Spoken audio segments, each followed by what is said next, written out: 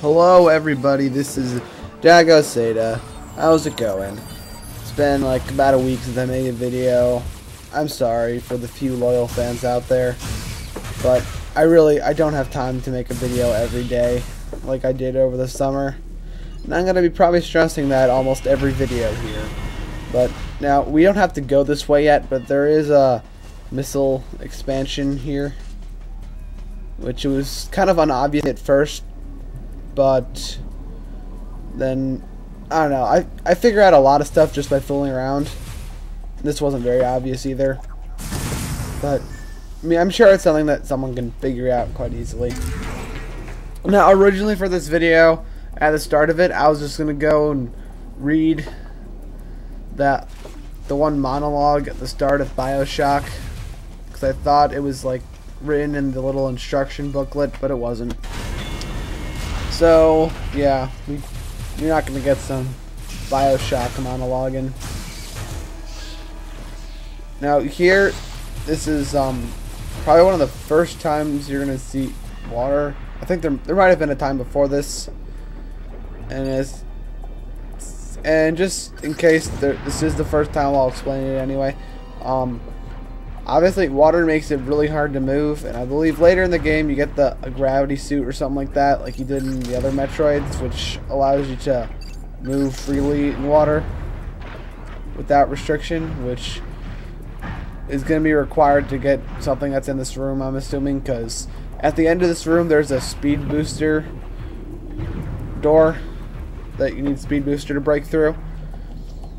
So, because I don't have speed, one, I don't have speed booster, two, I don't have the gravity suit, so we're probably going to come back here later, if at all. I'm assuming it's probably just like an energy part or something like that, because this game seems to like putting stuff in inconvenient places. Now, eventually you're going to have to go across the top of this room to get to where you want to go. I don't know why I was trying to kill him that way. But so, I recommend trying to kill as much of the stuff in here as possible. See, if you look at the mini-map, it's pointing to something behind that door. If you examine it, you'll see that it's a speed booster door. Now those, I don't know if I've pointed out before, but they do fully charge themselves when they go through, will get hit by a charge shot. That kind of makes sense though. Now, this part, what we're about to do, was really unobvious to me, and this is where I was stuck. Now, just wait till you see what you have to do, and then you'll be saying to yourself, how is anyone supposed to guess that? Because if you can guess already, that thing's going to carry you across, but not exactly the way I expected. I was having a little trouble doing the jump here. I had to grab onto that. Now, almost every other Metroid game I played that has these kind of things, I expected it to be, you go into Morph Ball and you go inside of it and then it carries you across. I think Metroid Zero Mission was kind of filled with those. If you ever played Metroid Zero Mission, I recommend it highly. It is definitely one of the harder ones, but it is really fun. Now, this is a strange room as well, because you're constantly adjusting the water levels in here. Now, I can't wait till we get a new beam, because that's going to be awesome. It's probably going to be like Metroid Fusion with the beams, though, where they pretty much stack. And don't ask me why I tried to shoot it that way. Yeah, like a Metroid Fusion, the beams stack. Like if you have the plasma beam, wave beam, wide beam, like they all combine. And oh yes, there is an item in here. No matter how unobvious it may be, it's still here. I think that's kind of mean. That was really mean the way it hit me there. I usually don't complain about stuff like this, but well, actually I do. I complain all the time when I play games. It's back here. It's a missile tank, I think. Yeah, it's missile. And this part is filled with water. Alright, this is like, it's actually not really filled with water, but there's only like 2 rooms of water. This one and the one before it, that's annoying enough. Well, the other one has a little bit of water, except it's more just kind of there. It's not exactly something that slows you down very much. For a second there, I thought I killed the other one. Now this is one of the least obvious things ever. I actually had to look this up, I think. Now, I mean, obviously you can figure that out, but what you have to do is you have to wait till you didn't already figure out by how I'm running at nothing. You have to let this go up a little bit and then do a wall jump thing up there. I do not see how anyone could figure that out. Yeah, this is the room I was talking about, where it's just the water's just kind of there, and you have to use these little platform things to get to the top, and there's this huge chain of stuff. But for a second there, I forgot which one I had to go to, but it's this one. And the game does something really mean here too. It puts an enemy right there, which, like, I did see that the second one coming. I just didn't have time to slow down. But, well, this game actually doesn't seem like as much as it's designed to kill you as a bunch of other games. It just, I don't know. And I don't. The one thing I never understood about Metroid games is why is all the environments designed to be passed only by pretty much Samus. I mean, yeah, it's a game. You shouldn't think into it too much. That might ruin the experience, but it still doesn't make sense, though.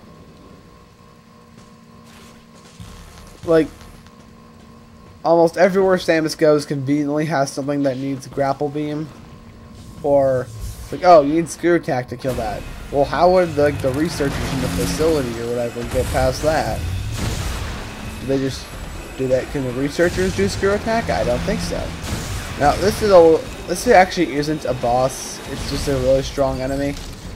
You fight more of them later. Actually in the very next room, I think. Oh, no, the very next room is a save room. But still, these guys are just big enough to pose a threat, I guess. And probably my best strategy to use when fighting them is to kind of keep your distance. I don't know why I'm breaking my strategy already. You kind of keep your distance and go into first person mode. Ow, I didn't see that one coming. But you go into first person mode and then you shoot missiles at him, and then when he shoots his things out of it, get out of mocking mode and shoot those little balls like that. And eventually he starts, like, he gets up and his little weak spot thing becomes located on the other side of him. Yeah, I'm kind of really bummed out about that thing about reading that BioShock monologue. Which, if those of you who didn't know, BioShock is like my third favorite game of all time. If you haven't seen my homepage, actually I might have listed BioShock as 2, but it's, after playing Resident Evil 4, it's definitely 3. But well, you know what I mean. But here, like, my first favorite game is The World Ends With You on the DS, which I have not yet to find a game that trumps that game. Uniqueness and playability and funness and replayability. It's just awesome. And second is The World Ends With You. No.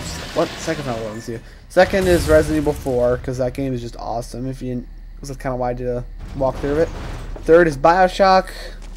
Fourth is, like, the original Metroid Prime. I haven't played the third one yet, but you see, you can't really hit that thing there, by the way. I think I need an item I don't have, like plasma beam or something. I don't know. So yeah, fourth is the original Metroid Prime, and then fifth is the first Resident Evil. That game is just awesome. And as I've probably said this before, but a game that manages to scare the crap out of me every single time I play it, that's accomplishing something. Where it's still horror. Horror. Ha ha ha ha. I'm probably one of the only people who got that joke. Me and Narb 007 and Luke. We're the only people who got that joke, probably. Alright, whatever. Alright, thanks for watching, and I'll see you guys next